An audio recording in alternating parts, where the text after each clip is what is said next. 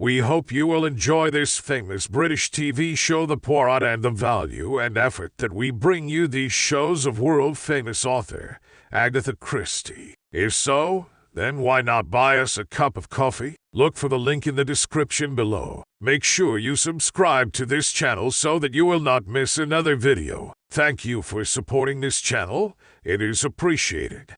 Mr. Fitzroy was a pale, thin young man with pince-nez and a frigid expression. His statement was practically word for word what Lord Alloway had already told us. "But what is your own theory, Mr. Fitzroy?" Mr. Fitzroy shrugged his shoulders. "Well, undoubtedly, someone who knew the hang of things was waiting his chance outside. He could see what went on through the window, and he slipped in when I left the room. It's a pity Lord Alloway didn't give chase then and there when he saw the fellow leave." Poirot did not undeceive him. Instead, he asked, "Do you believe the story of the French maid, that she had seen a ghost?" "Well, hardly, Monsieur Poirot." "I mean that she really thought so." "Well, as to that, I can't say. She certainly seemed rather upset. She had her hands to her head." "Aha!" cried Poirot, with the air of one who has made a discovery. "Is that so indeed? And she was without doubt a pretty girl?" "But I didn't notice particularly," said Mr. Fitzroy in a repressive voice. "You did not see her mistress, I suppose?" "Well, as a matter of fact, I did. She was in the gallery at the top of the stairs and was calling her, 'Leonie!' And then she saw me, and of course retired." "Upstairs?" said Poirot, frowning. "Of course, I realize all this has been very unpleasant for me, or rather would have been if Lord Alloway had not chanced to see the man actually leaving. In any case, I should be glad if you would make a point of searching my room and myself." "You really wish that?" "Oh, certainly I do." What Poirot would have replied, I do not know, but at that moment Lord Alloway reappeared and informed us that the two ladies and Mr. 𝗏𝗏𝗏 were in the drawing-room. The women were in becoming negligee. Mrs. Conrad was a beautiful woman of 35, with golden hair and a slight tendency to embonpoint. Lady Juliet Weardale must have been 40, tall and dark, very thin, still beautiful, with exquisite hands and feet, and a restless, haggard manner. Her son was rather an effeminate-looking young man, as great a contrast to his bluff, hearty father as could well be imagined. Poirot gave forth the little rigmarole we had agreed upon, and then explained that he was anxious to know if anyone had heard or seen anything that night which might assist us. Turning to Mrs. Conrad first, he asked her if she would be so kind as to inform him exactly what her movements had been. Let me see. I went upstairs, I rang for my maid. Then, as she did not put in an appearance, I came out and called her. I could hear her talking on the stairs. After she had brushed my hair, I sent her away. She was in a very curious, nervous state. I read a while and then went to bed." "And you, Lady Juliet?" "Oh, I went straight upstairs and to bed. I was very tired." "What about your book, dear?" asked Mrs. Conrad with a sweet smile. "My book?" Lady Juliet flushed. "Yes, you know, when I sent Leonie away, you were coming up the stairs. You'd been down to the drawing-room for a book, you said." "Oh, yes, I did go down. I forgot." Lady Juliet clasped her hands nervously together. "Did you hear Mrs. Conrad's maid scream, my lady?" No, I didn't." "How curious." "Because you must have been in the drawing-room at that time." "But I heard nothing," said Lady Juliet in a firmer voice. Poirot turned to young Leonard. "Monsieur?" Nothing doing. I went straight upstairs and turned in." Poirot stroked his chin. "Alas, I fear there is nothing to help me here. Mesdames and messieurs, I regret infinitely to have deranged you from your slumbers for so little. Accept my apologies, I pray of you." Gesticulating and apologizing, he marshalled them out. He returned with the French maid, a pretty, impudent-looking girl. Alloway and Weardale had gone out with the ladies. "Now, mademoiselle," said Poirot in a brisk tone, "let us have the truth. Recount to me no histories. Why did you scream on the stairs?" "Ah, monsieur, I saw a tall figure, all in white." Poirot arrested her with an energetic shake of his forefinger. "Did I not say recount to me no histories? I will make a guess. He kissed you, did he not? Monsieur Leonard Weardale, I mean." Eh bien, monsieur, and after all, what is a kiss? Under the circumstances, it is most natural, replied Poirot gallantly. I, myself, or Hastings here, But tell me, just what occurred? He came up behind me and caught me. I was startled, and I screamed. If I had known, I would not have screamed, but he came upon me like a cat. Then came Monsieur le Secrétaire. Monsieur Leonard flew up the stairs, and what could I say?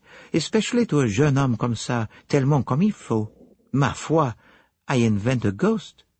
And all is explained, cried Poirot genially. You then mounted to the chamber of Madame your mistress. Which is her room, by the way? It is at the end, monsieur. That way. Directly over the study, then. Bien, mademoiselle, I will detain you no longer. And la prochaine fois, do not scream. Handing her out, he came back to me with a smile. An interesting case, is it not, Hastings? I begin to have a few little ideas. Et vous? What was Leonard Weardale doing on the stairs? I don't like that young man, Poirot. He's a thorough young rake, I should say. I agree with you, mon ami. Well, Fitzroy seems an honest fellow. Lord Alloway is certainly insistent on that point. And yet there's something in his manner that is almost too good to be true. I felt it myself. On the other hand, our friend Mrs. Conrad is certainly not good at all. And her room is over the study, I said musingly, and keeping a sharp eye on Poirot. He shook his head with a slight smile.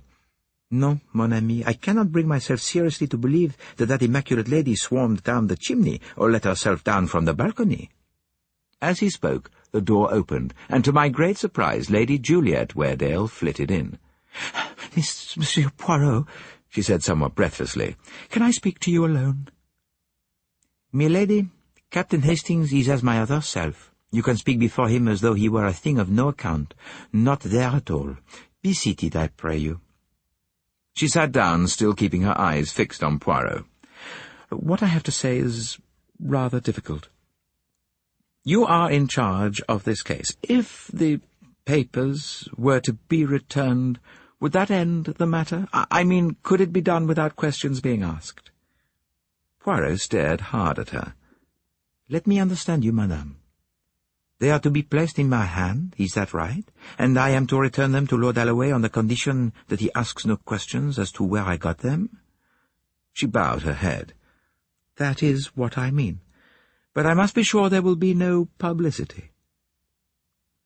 I do not think Lord Alloway is particularly anxious for publicity, said Poirot grimly.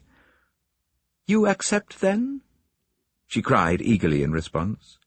A little moment, milady. It depends on how soon you can place those papers in my hands. Almost immediately. Poirot glanced up at the clock. How soon exactly? Say 10 minutes, she whispered. I accept, milady. She hurried from the room. I pursed my mouth up for a whistle. Can you sum up the situation for me, Hastings? Bridge, I replied succinctly. You remember the careless words of Monsieur the Admiral. What a memory. I felicitate you, Hastings. We said no more, for Lord Alloway came in, and looked inquiringly at Poirot.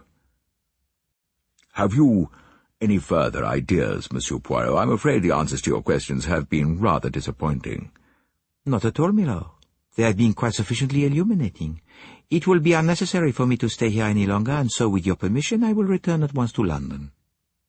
Lord Alloway seemed dumbfounded. But what have you discovered? Do you know who took the plans? Yes, milord, I do.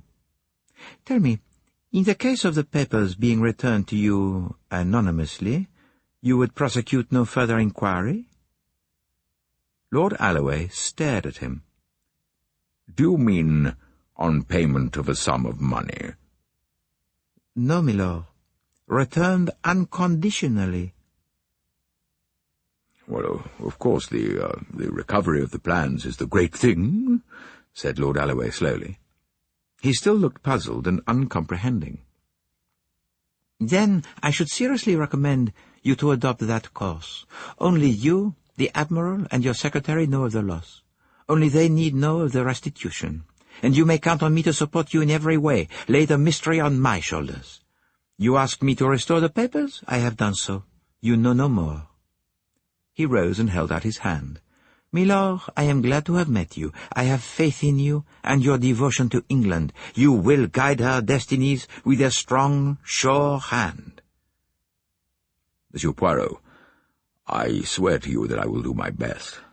It may be a fault, or it may be a virtue, but I believe in myself." "So does every great man. Me, I am the same," said Poirot grandiloquently. The car came round to the door in a few minutes, and Lord Alloway bade us farewell on the steps with renewed cordiality. "That is a great man, Hastings," said Poirot as we drove off. "He has brains, resource, power. He is the strong man that England needs to guide her through these difficult days of reconstruction." "Well, I'm quite ready to agree with all you say, Poirot, but what about Lady Juliet? Is she to return the papers straight to Alloway? What will she think when she finds you've gone off without a word?" "Hastings, I will ask you a little question. Why, when she was talking with me, did she not hand me the plans then and there?" "Well, she hadn't got them with her." "Perfectly. How long would it take her to fetch them from her room, or from any hiding place in the house? You need not answer, I will tell you. Probably about 2 minutes and a half. Yet she asks for 10 minutes. Why? Clearly she has to obtain them from some other person, and to reason or argue with that person before they give them up. Now, what person could that be? Not Mrs. Conrad, clearly, but a member of her own family, her husband or son. Which is it likely to be? 𝗪𝗏𝗏 said he went straight to bed. We know that to be untrue. Supposing his mother went to his room and found it empty, supposing she came down filled with a nameless dread, he is no beauty, that son of hers, eh? She does not find him, but later she hears him deny that he ever left his room. She leaps to the conclusion that he is the thief, hence her interview with me. But, mon ami, we know something that Lady Juliet does not. We know that her son could not have been in the study because he was on the stairs making love to the pretty French maid. Although she does not know it, 𝗪𝗏𝗏 has an alibi. Well, then, who did steal the papers? We seem to have eliminated everybody. Lady Juliet, her son, Mrs. Conrad, the French maid. Exactly. Use your little grey cells, my friend. The solution stares you in the face. I shook my head blankly. Oh, but yes, if you would only persevere. Ah, see then. Fitzroy goes out of the study. He leaves the papers on the desk. A few minutes later, Lord Alloway enters the room, goes to the desk, and the papers are gone. Only two things are possible. Either Fitzroy did not leave the papers on the desk, but put them in his pocket, and that is not reasonable because, as Alloway pointed out, he could have taken a tracing at his own convenience any time. Or else, the papers were still on the desk when Lord Alloway went to it, in which case they went into his pocket. Lord Alloway, the thief? I said, dumbfounded. But why? Why? Did you not tell me of some scandal in the past? He was exonerated, you said. But suppose, after all, it had been true. In English, public life, there must be no scandal. If this were raked up and proved against him now, goodbye to his political career. We will suppose that he was being blackmailed, and the price asked was the submarine plans. But the man's a black traitor, I cried. Oh, no, he is not. He is clever and resourceful. Supposing, my friend, that he copied those plans, making, for he is a clever engineer, a slight alteration in each part which will render them quite impracticable. He hands the faked plans to the enemy's agent, Mrs. Conrad, I fancy. But in order that no suspicion of their genuineness may arise, the plans must seem to be stolen. He does his best to throw no suspicion on anyone in the house by pretending to see a man leaving the window. But there he ran up against the obstinacy of the Admiral. So his next anxiety is that no suspicion shall fall on Fitzroy. But this is all guesswork on your part, Poirot, I objected. It is psychology, mon ami. A man who had handed over the real plans would not be over-scrupulous as to who was likely to fall under suspicion. And why was he so anxious that no details of the robbery should be given to Mrs. Conrad? Because he had handed over the faked plans earlier in the evening, and did not want her to know that the theft could only have taken place later. "I wonder if you're right," I said. "Of course I am right. I spoke to 𝗲𝗶𝗆 as one great man to another, and he understood perfectly. You will see." One thing is quite certain. On the day when Lord 𝗲𝗶𝗆 became Prime Minister, a cheque and a signed photograph arrived. On the photograph were the words, "To my discreet friend, Hercule Poirot, from 𝗲𝗶𝗆."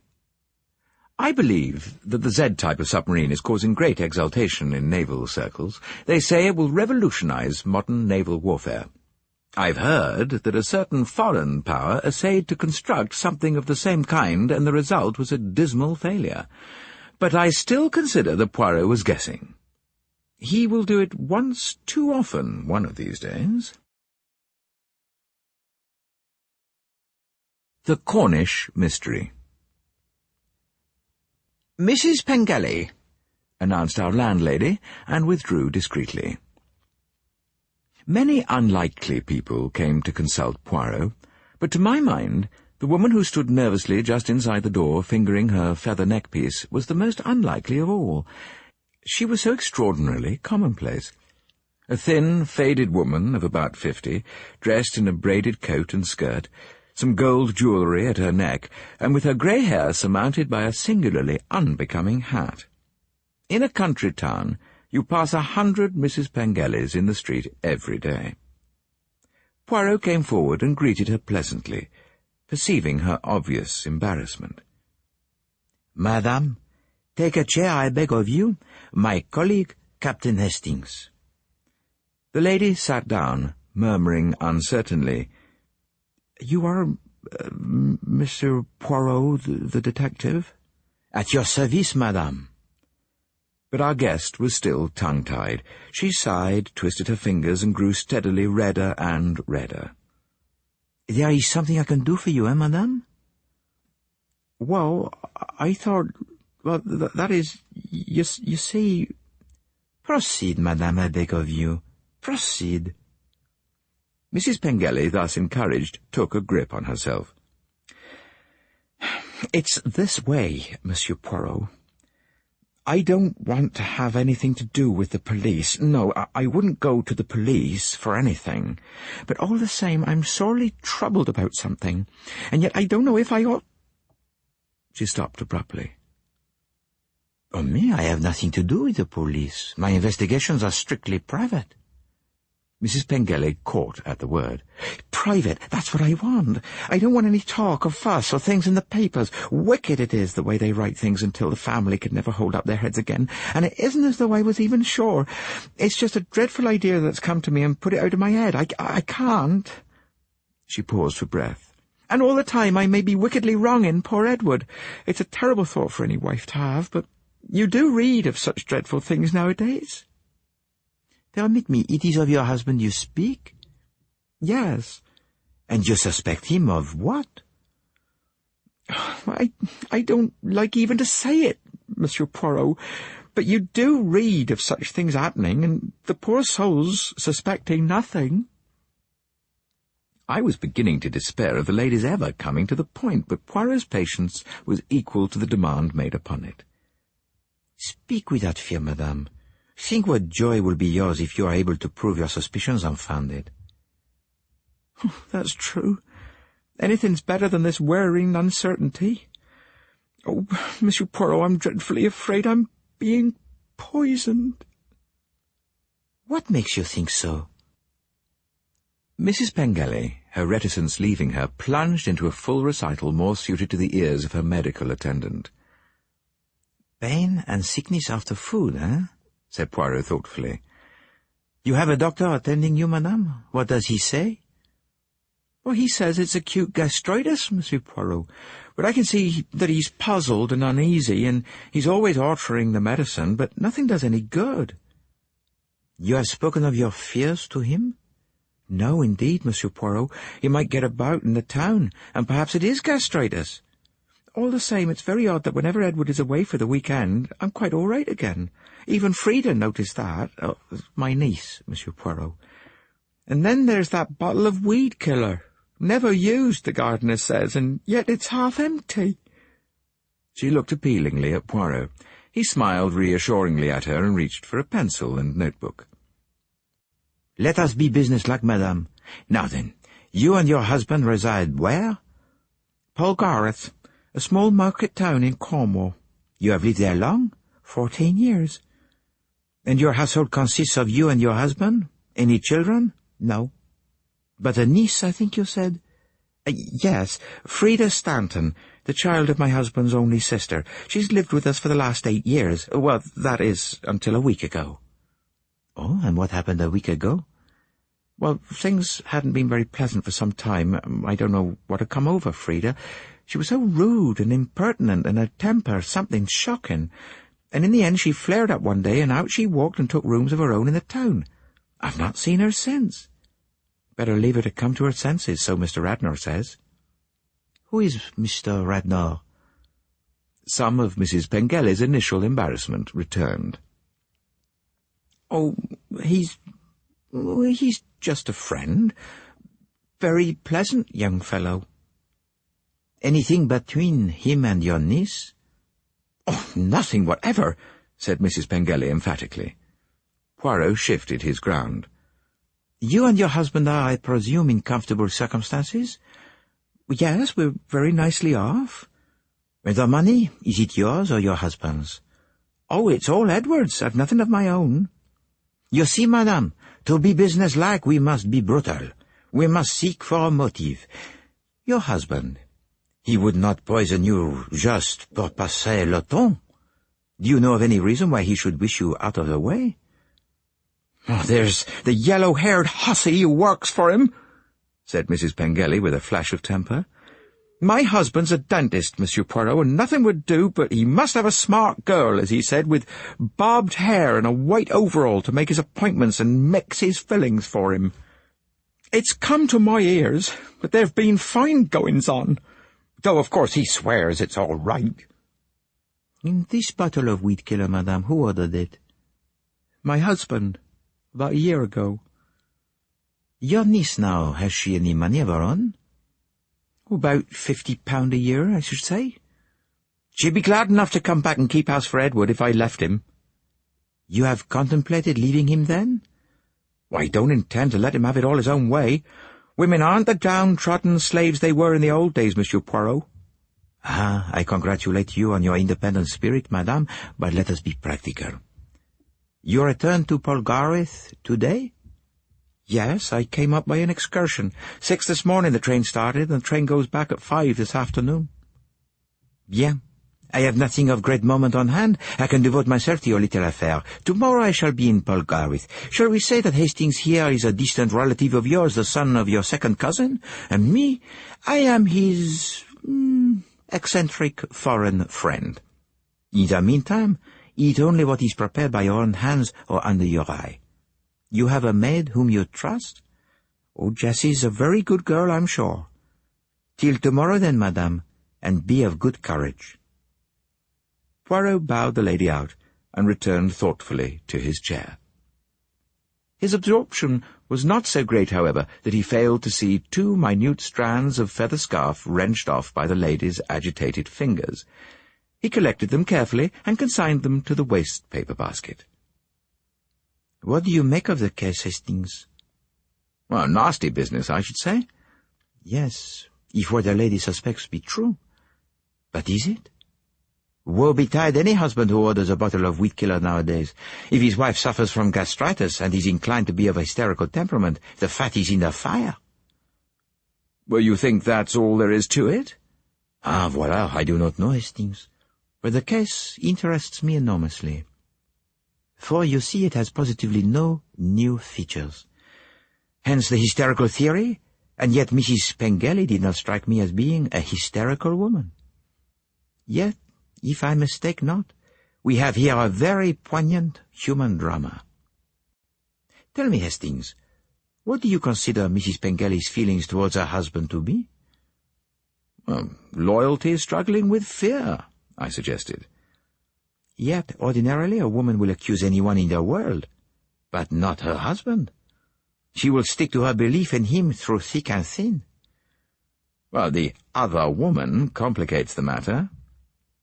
Yes, affection may turn to hate under the stimulus of jealousy, but hate would take her to the police, not to me.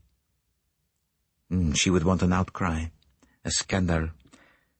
No, let us exercise our little gray cells. Why did she come to me? To have her suspicions proved wrong, or to have them proved right? We have here something I do not understand. An unknown factor. Is she a superb actress, our Mrs. Pengelly? No. She was genuine. I would swear that she was genuine, and therefore I am interested. Look up the trains to 𝗘𝗀𝗆𝗆, I pray you. The best train of the day was the 1:50 from Paddington, which reached 𝗘𝗀𝗆𝗆 just after 7 o'clock. The journey was uneventful, and I had to rouse myself from a pleasant nap to alight upon the platform of the bleak little station. We took our bags to the 𝗏𝗏𝗏 Hotel, and after a light meal, Poirot suggested our stepping round to pay an after-dinner call on my so-called cousin. The Pengellys' house stood a little way back from the road with an old-fashioned cottage garden in front. The smell of stocks and mignonette came sweetly wafted on the evening breeze. It seemed impossible to associate thoughts of violence with this old-world charm. Poirot rang and knocked. As the summons was not answered, he rang again. This time, after a little pause, the door was opened by a dishevelled-looking servant. Her eyes were red, and she was sniffing violently. We wish to see Mrs. Pengelly, explained Poirot. May we enter? The maid stared.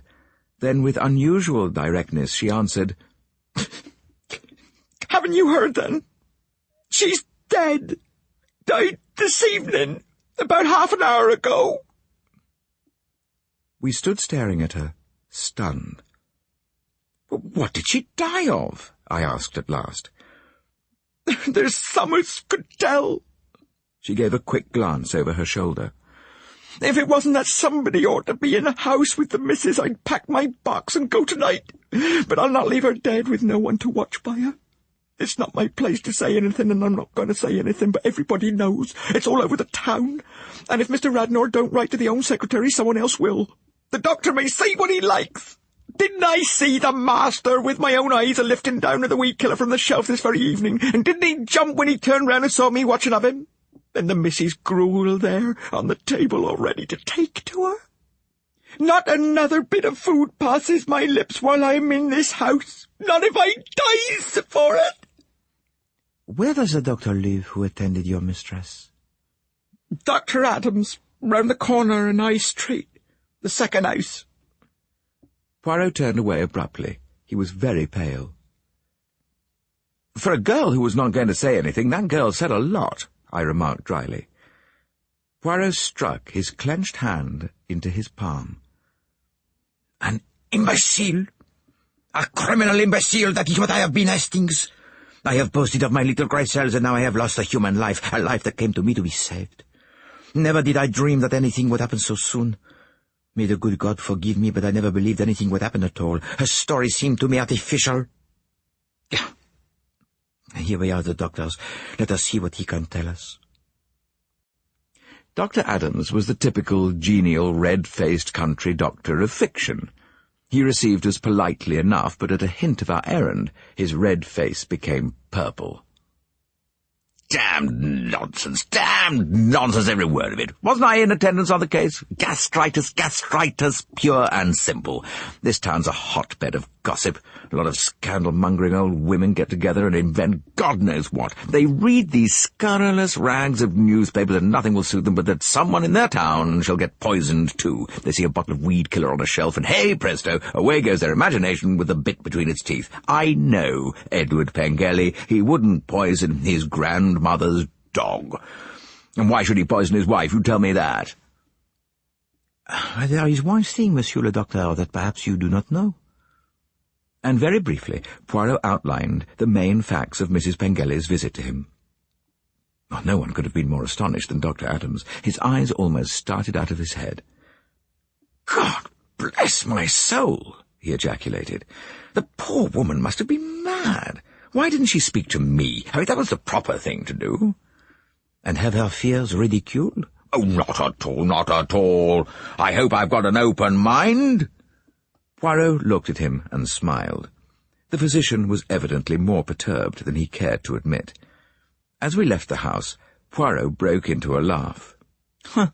"He is as obstinate as a pig, that one. He has said, it is gastritis, therefore it is gastritis. Or the same, he has the mind uneasy." "What's our next step?"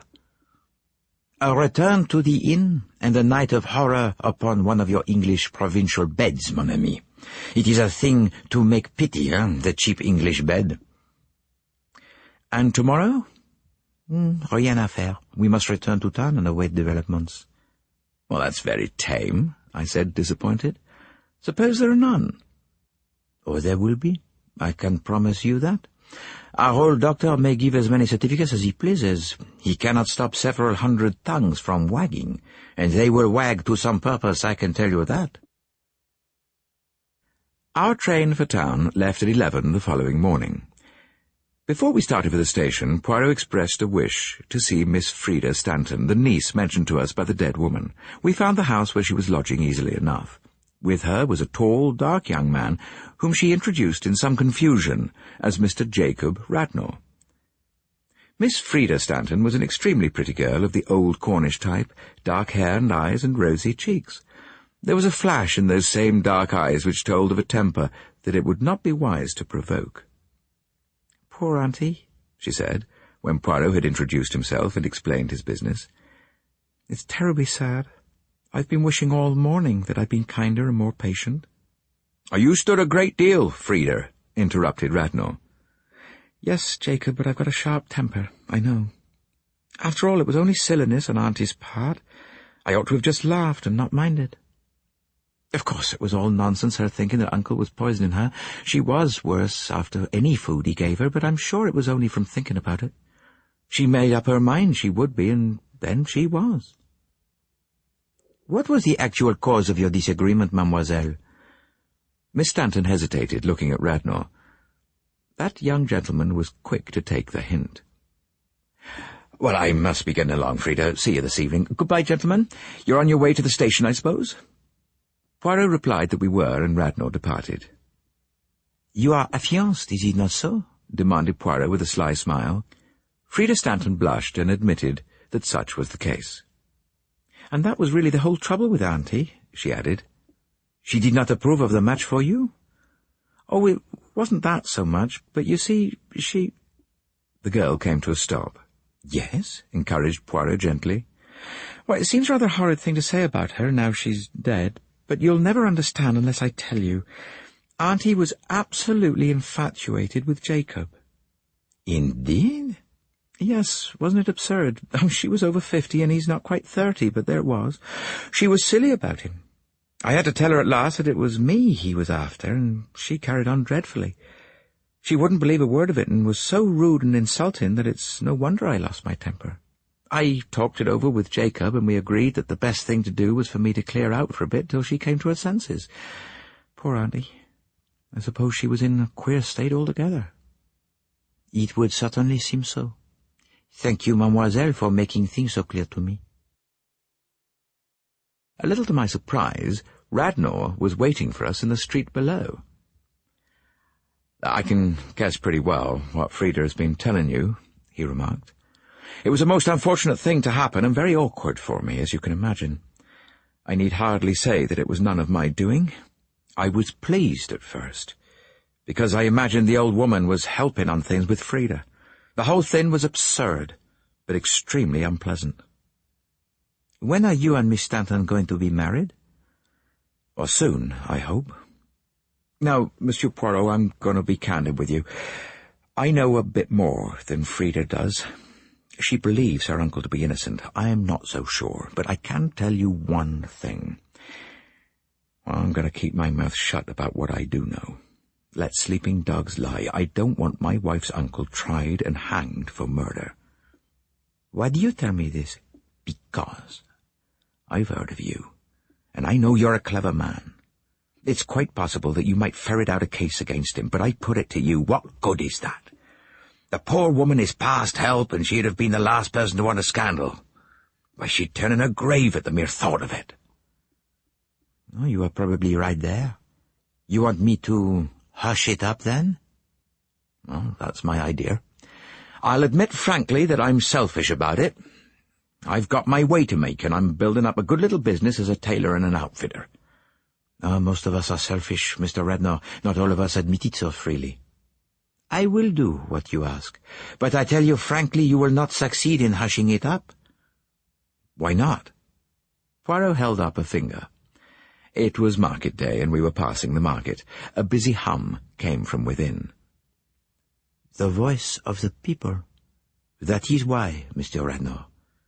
Now, we must run, or we shall miss our train.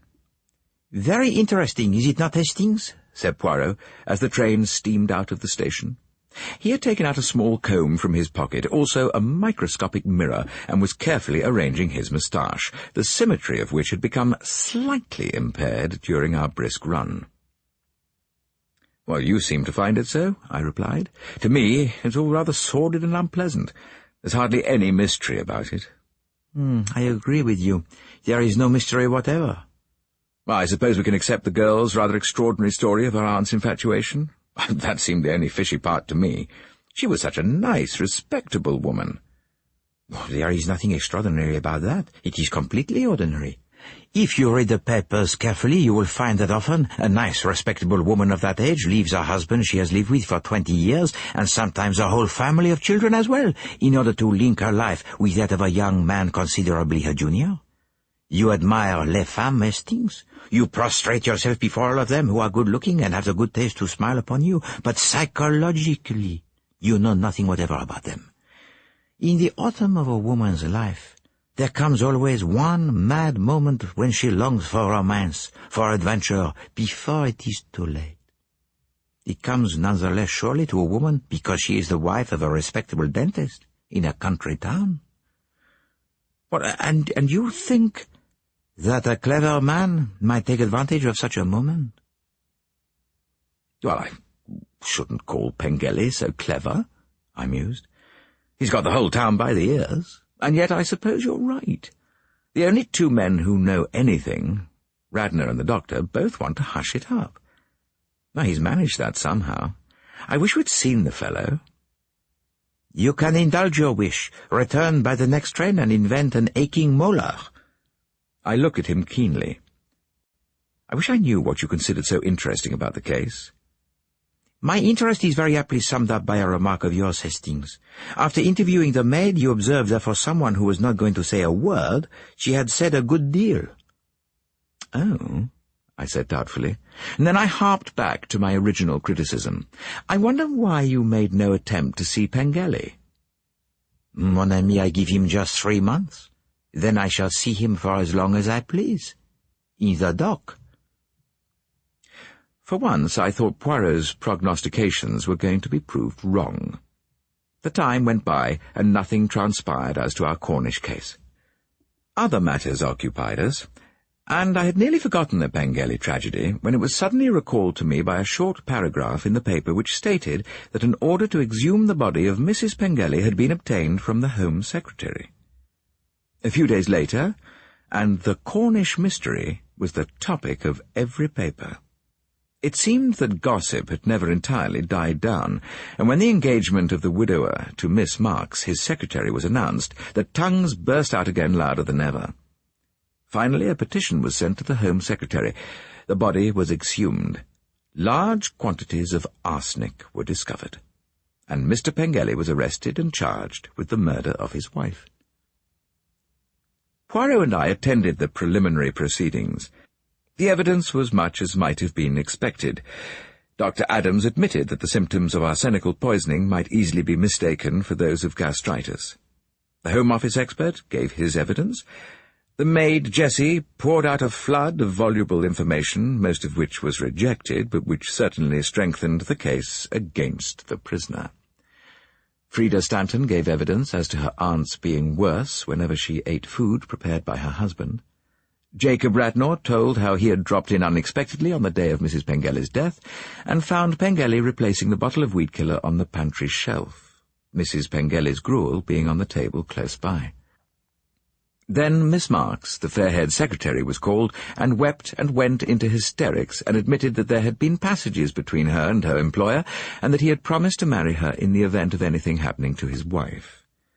Pengelly reserved his defence and was sent for trial. Jacob Radnor walked back with us to our lodgings. "You see, Mr. Radnor," said Poirot, "I was right. The voice of the people spoke, and with no uncertain voice. There was to be no hushing up of this case." "You were quite right," sighed Radnor. "Do you see any chance of his getting off?" "Well, he has reserved his defence. He may have something up the sleeves, as you English say. Come in with us, will you not?" Radnor accepted the invitation. I ordered 2 whiskies and sodas and a cup of chocolate. The last order caused consternation, and I much doubted whether it would ever put in an appearance. "Of course," continued Poirot, "I have a good deal of experience in matters of this kind, and I see only one loophole of escape for our friend." "Oh, what is it?" "That you should sign this paper." With the suddenness of a conjurer, he produced a sheet of paper covered with writing. "Oh, what is it?" "A confession that you murdered Mrs. Pengelly." There was a moment's pause. Then Radnor laughed. You must be mad." No, my friend. I am not mad. You came here. You started a little business. You were short of money. Mr. Pengelly was a man very well-to-do. You met his niece. She was inclined to smile upon you. But a small allowance that Pengelly might have given her upon her marriage was not enough for you. You must get rid of both the uncle and the aunt. Then the money would come to her, since she was the only relative. How cleverly you set about it. You made love to that plain, middle-aged woman until she was your slave. You implanted in her doubts of her husband. She discovered first that he was deceiving her, then under your guidance that he was trying to poison her. You were often at her house. You had opportunities to introduce the arsenic into her food, but you were careful never to do so when her husband was away. Being a woman, she did not keep her suspicions to herself. She talked to her niece. Doubtless, she talked to other women friends. Your only difficulty was keeping up separate relations with the 2 women, and even that was not so difficult as it looked. You explained to the aunt that to allay the suspicions of her husband, you had to pretend to pay court to the niece. And the younger lady needed little convincing. She would never seriously consider her aunt as a rival.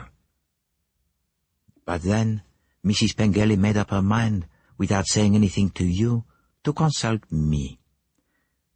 And if she could be really assured, beyond any possible doubt, that her husband was trying to poison her, she would feel justified in leaving him and linking her life with yours, which is what she imagined you wanted her to do. But that did not suit your book at all. You did not want a detective prying around. A favorable minute occurs. You are in the house when Mr. Pengelly is getting some gruel for his wife, and you introduce the fatal dose. The rest is easy. Apparently anxious to hush matters up, you secretly foment them. But you reckoned without Hercule Poirot, my intelligent young friend. Radnor was deadly pale, but he still endeavoured to carry off matters with a high hand. Very interesting and ingenious. But why tell me all this? Because, monsieur, I represent not the law, but Mrs. Pengelly. For her sake, I give you a chance of escape. Sign this paper and you shall have 24 hours start, 24 hours before I place it in the hands of the police. Radnor hesitated. Well, you can't prove anything. Can't I? I am Hercule Poirot. Look out of the window, monsieur. There are 2 men in the street. They have orders not to lose sight of you. Radnor strode across to the window and pulled aside the blind, then shrank back with an oath. You see, monsieur? Sign. It is your best chance. Well, what guarantee have I that I shall keep faith? The word of Hercule Poirot. You will sign? Good. Hastings, be so kind as to pull that left-hand blind halfway up. That is the signal that Mr. Radnor may leave unmolested. White, muttering oaths, Radnor hurried from the room. Poirot nodded gently. A coward, huh? I always knew it. It seems to me, Poirot, that you have acted in a criminal manner, I cried angrily. You always preach against sentiment, and here you are letting a dangerous criminal escape out of sheer sentimentality. No, that was not sentiment. That was business, replied Poirot. Do you not see, my friend, that we have no shadow of proof against him? Shall I get up and say to 12 stolid Cornish men that I, Hercule Poirot, no? They would laugh at me. The only chance was to frighten him and get a confession that way. Those 2 loafers that I noticed outside came in very useful. Pull down the blind again, will you, Hastings? Not that there was any reason for raising it. It was part of our mise en scène. Well, we must keep our word. 24 hours, did I say? So much longer for poor Mr. Pengelly. And it is not more than he deserves, for mark you, he deceived his wife. I am very strong on the family life, as you know. 24 hours, and then... I have great faith in Scotland Yard. They will get him, mon ami. They will get him. The Market Basing Mystery. After all, there's nothing like the country, is there? Said Inspector Japp, breathing in heavily through his nose and out through his mouth in the most approved fashion. Poirot and I applauded the sentiment heartily.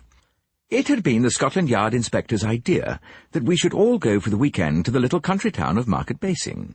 When off-duty, Japp was an ardent botanist and discoursed upon minute flowers possessed of unbelievably lengthy Latin names, somewhat strangely pronounced, with an enthusiasm even greater than that he gave to his cases. Nobody knows us, and we know nobody, explained Japp. That's the idea. This was not to prove quite the case, however, for the local constable happened to have been transferred from a village 15 miles away, where a case of arsenical poisoning had brought him into contact with the Scotland Yard man. However, his delighted recognition of the great man only enhanced Japp's sense of well-being. And as we sat down to breakfast on Sunday morning in the parlour of the village inn, with the sun shining and tendrils of honeysuckle thrusting themselves in at the window, we were all in the best of spirits. The bacon and eggs were excellent, the coffee not so good, but passable, and boiling hot. This is the life, said Japp. When I retire, I shall have a little place in the country, far from crime, like this. Le crime, il est partout, remarked Poirot, helping himself to a neat square of bread and frowning at a sparrow which had balanced itself impertinently on the window-sill.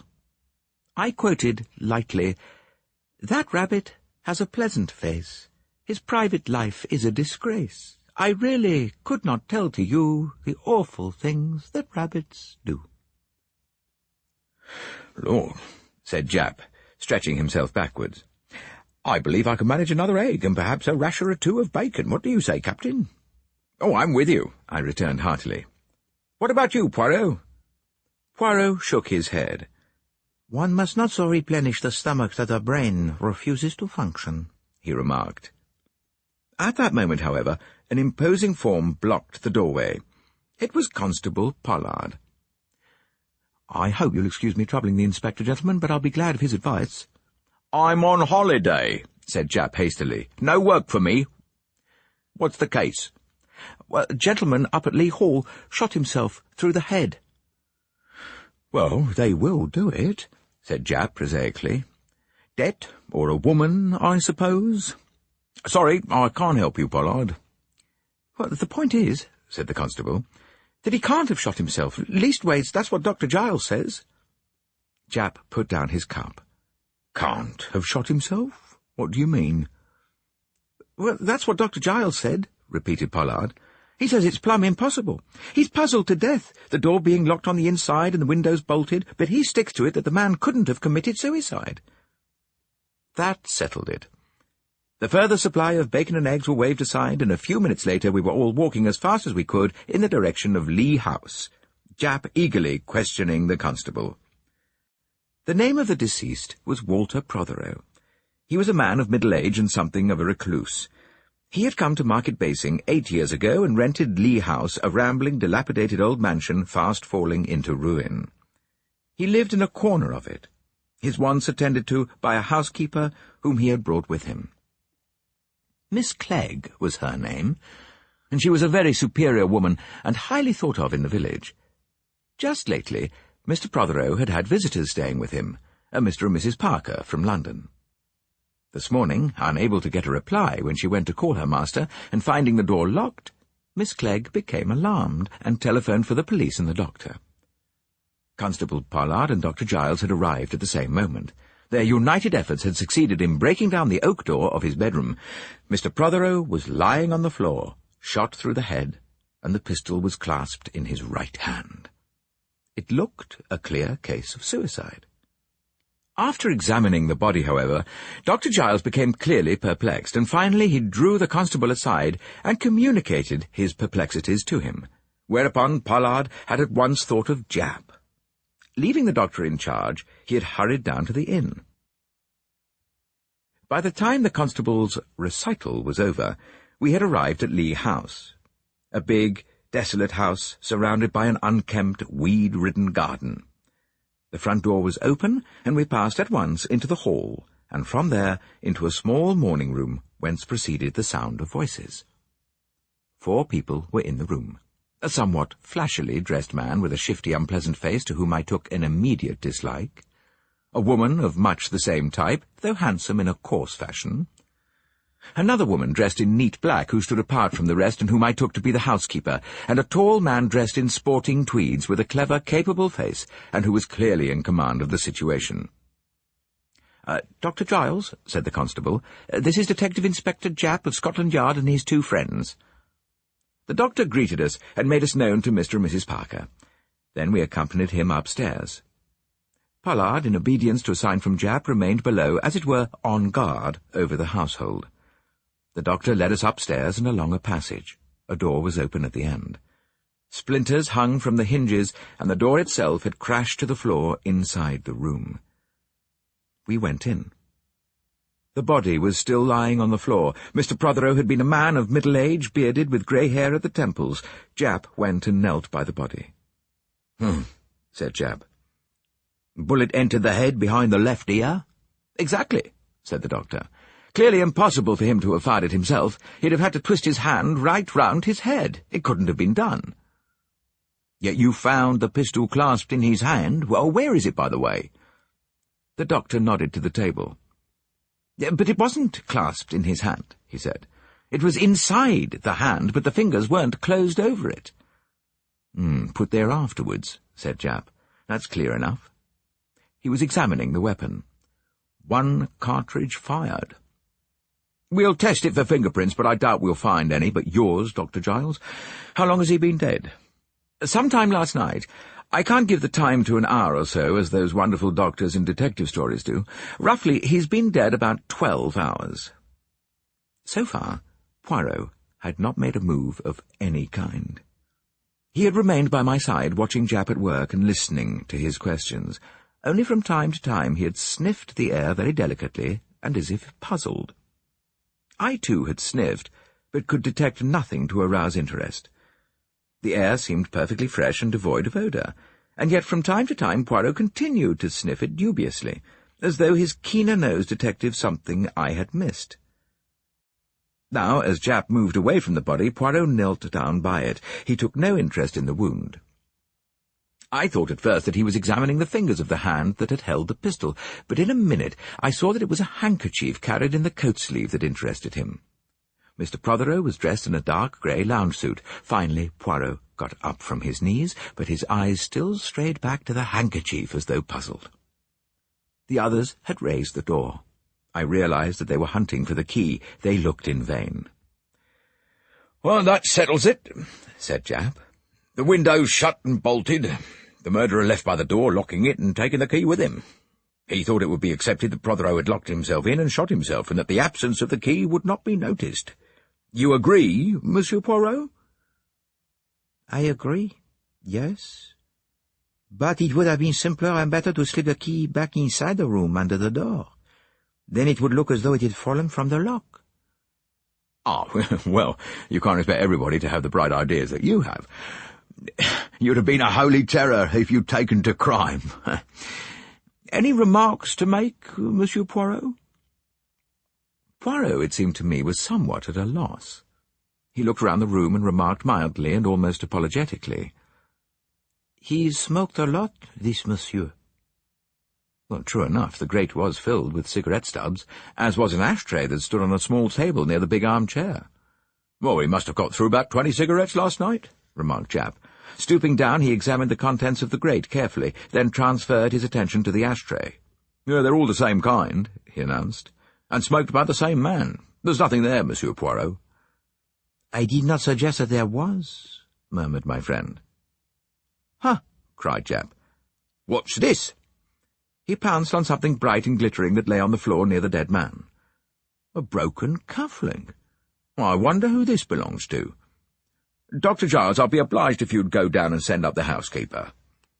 "And what about the Parkers? He's very anxious to leave the house, says he's got urgent business in London." "Oh, I dare say. It'll have to get on without him. By the way things are going, it's likely that there'll be some urgent business down here for him to attend to. Well, send up the housekeeper, and don't let either of the Parkers give you and Pollard the slip. Did any of the household come in here this morning?" The doctor reflected. "No. They stood outside in the corridor while Pollard and I came in." "You sure of that?" "Oh, absolutely certain." The doctor departed on his mission. "Good man, then," said Japp approvingly. "Some of these sporting doctors are first-class fellows. Well, I wonder who shot this chap. Looks like one of the three in the house. I hardly suspect the housekeeper. She had 8 years to shoot him in if she wanted to. But I wonder who these Parkers are. They're not a prepossessing-looking couple." Miss Clegg appeared at this juncture. She was a thin, gaunt woman with neat grey hair parted in the middle, very staid and calm in manner. Nevertheless, there was an air of efficiency about her which commanded respect. In answer to Japp's questions, she explained she had been with the dead man for 14 years. He had been a generous and considerate master. She had never seen Mr. and Mrs. Parker until 3 days ago, when they arrived unexpectedly to stay. She was of the opinion that they had asked themselves. The master had certainly not seemed pleased to see them. The cufflinks which Japp showed her had not belonged to Mr. Prothero, she was sure of that. Questioned about the pistol, she said that she believed her master had a weapon of that kind. He kept it locked up. She had seen it once, some years ago, but could not say whether this was the same one. She had heard no shot last night, but that was not surprising, as it was a big, rambling house, and her rooms and those prepared for the Parkers were at the other end of the building. She did not know what time Mr. Prothero had gone to bed. He was still up when she retired at 9:30. It was not his habit to go at once to bed when he went to his room. Usually he would sit up half the night reading and smoking. Oh, he was a great smoker. Then Poirot interposed a question. "Did your master sleep with his window open or shut as a rule?" Miss Clegg considered. "It was usually open, at any rate at the top." "Yet now it is closed. Can you explain that?" "No, unless he felt a draught and shut it." Japp asked her a few more questions and then dismissed her. Next he interviewed the Parkers separately. Mrs. Parker was inclined to be hysterical and tearful. Mr. Parker was full of bluster and abuse. He denied that the cufflink was his, but as his wife had previously recognized it, this hardly improved matters for him. And as he had also denied ever having been in Prothero's room, Japp considered that he had sufficient evidence to apply for a warrant. Leaving Pollard in charge, Japp bustled back to the village and got into telephonic communication with headquarters. Poirot and I strolled back to the inn. "You're unusually quiet," I said. "Doesn't the case interest you?" "Au contraire, it interests me enormously. But it puzzles me also." "Well, the motive is obscure," I said thoughtfully. "But I'm certain that Parker's a bad lot. The case against him seems pretty clear, but for the lack of motive, and that may come out later." "Nothing struck you as being especially significant, although overlooked by Japp?" I looked at him curiously. "What have you got up your sleeve, Poirot?" "What did the dead man have up his sleeve?" "Oh, that handkerchief." "Exactly, that handkerchief." "Well, a sailor carries his handkerchief in his sleeve," I said thoughtfully. "Ah, an excellent point, Hastings, though not the one I had in mind." "Anything else?" "Yes. Over and over again I go back to the smell of cigarette smoke." "I didn't smell any," I cried wonderingly. "No more did I, cher ami." I looked earnestly at him. It's so difficult to know when Poirot is pulling one's leg, but he seemed thoroughly in earnest and was frowning to himself. The inquest took place 2 days later. In the meantime, other evidence had come to light. A tramp had admitted that he had climbed over the wall into the Lee house garden, where he often slept in a shed that was left unlocked. He declared that at 12 o'clock he had heard 2 men quarrelling loudly in a room on the first floor. One was demanding a sum of money, the other was angrily refusing. Concealed behind a bush, he had seen the 2 men as they passed and repassed the lighted window. One he knew well as being Mr. Protheroe, the owner of the house. The other he identified positively as Mr. Parker. It was clear now that the Parkers had come to Lee House to blackmail Protheroe, and when later it was discovered that the dead man's real name was Wendover, and that he had been a lieutenant in the Navy and had been concerned in the blowing up of the first-class cruiser Merrythought in 1910, the case seemed to be rapidly clearing. It was supposed that Parker, cognizant of the part Wendover had played, had tracked him down and demanded hush money, which the other refused to pay. In the course of the quarrel, Wendover drew his revolver and Parker snatched it from him and shot him, subsequently endeavouring to give it the appearance of suicide. Parker was committed for trial, reserving his defence. We had attended the police court proceedings. As we left, Poirot nodded his head. "It must be so," he murmured to himself. "Yes, it must be so. I will delay no longer." He went to the post office and wrote off a note which he dispatched by special messenger. I did not see to whom it was addressed. Then we returned to the inn where we had stayed on that memorable weekend. Poirot was restless, going to and from the window. "I await a visitor," he explained. "It cannot be. Surely it cannot be that I am mistaken." "No. Here she is." To my utter astonishment, in another minute, Miss Clegg walked into the room. She was less calm than usual, and was breathing hard as though she had been running. I saw the fear in her eyes as she looked at Poirot. "Sit down, mademoiselle," he said kindly. "I guessed rightly, did I not?" For answer, she burst into tears. "Why did you do it?" asked Poirot gently. "Why?" I loved him so," she answered. "I was nursemaid to him when he was a little boy. Oh, be merciful to me." "I will do all I can. But you understand that I cannot permit an innocent man to hang, even though he is an unpleasing scoundrel." She sat up and said in a low voice, "Perhaps in the end I could not have either. Do whatever must be done." Then, rising, she hurried from the room. "Did she shoot him?" I asked, utterly bewildered. Poirot smiled and shook his head. "He shot himself. Do you remember that he carried his handkerchief in his right sleeve? That showed me that he was left-handed. Fearing exposure after his stormy interview with Mr. Parker, he shot himself. In the morning, Miss Clegg came to call him as usual and found him lying dead. As she has just told us, she had known him from a little boy upwards, and was filled with fury against the Parkers who had driven him to this shameful death. She regarded them as murderers, and then suddenly she saw a chance of making them suffer for the deed they had inspired. She alone knew that he was left-handed.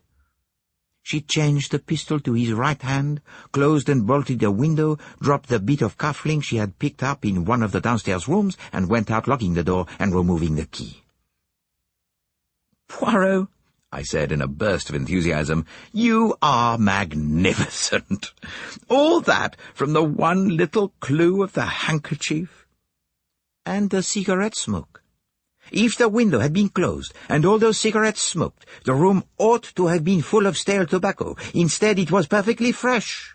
So I deduced at once that the window must have been open all the night, and only closed in the morning, and that gave me a very interesting line of speculation. I could conceive of no circumstances under which a murderer could want to shut a window. It would be to his advantage to leave it open and pretend that the murderer had escaped that way, if the theory of suicide did not go down. Of course, the tramp's evidence, when I heard it, confirmed my suspicions. He could never have overheard that conversation unless the window had been open." "Splendid," I said heartily. "Now, what about some tea?" "Spoken like a true Englishman," said Poirot with a sigh. "I suppose it is not likely that I could obtain here a glass of syrup?" End of Disc 2.